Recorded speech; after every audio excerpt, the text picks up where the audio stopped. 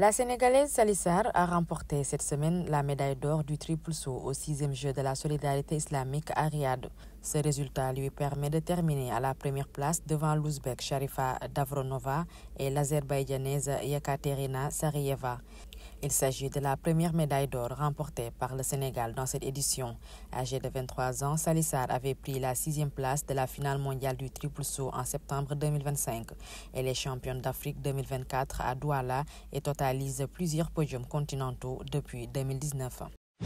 Le général Abdourahmane Tiani a annoncé cette semaine l'installation d'un centre agro-industriel d'un coût de 60 milliards de francs CFA à Maradi, dans le centre du Niger méridional, lors d'un meeting populaire organisé à l'arène de lutte traditionnelle de cette ville du sud du pays. Cette annonce intervient après la visite du président au périmètre irrigué de Djiratoua, d'une superficie de plus de 1000 hectares, qui a enregistré cette année une récolte de moringa estimée à environ 23 000 tonnes, d'une valeur de près de 2 milliards de francs CFA sur 8 mois de production.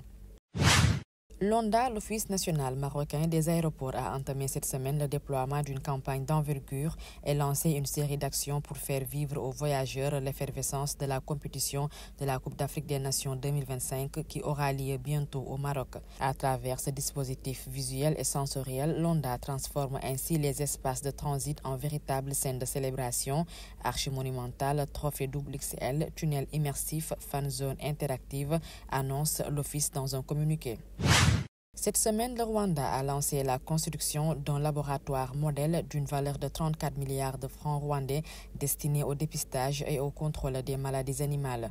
Ce projet intervient dans un contexte où les autorités renforcent leurs dispositifs de prévention après plusieurs alertes régionales liées aux maladies animales transmissibles à l'homme ainsi qu'aux enjeux croissants de santé publique et de biosécurité. Le prix du Ballon d'Or africain 2025 a été remis cette semaine à Achraf Hakimi par le président de la FIFA Gianni Infantino, présent lors de la cérémonie des CAF Awards à Rabat au Maroc. Hakimi a remporté en 2025 la Ligue des Champions avec le Paris Saint-Germain, la Ligue 1, la Coupe de France, le Trophée des Champions et la Supercoupe d'Europe.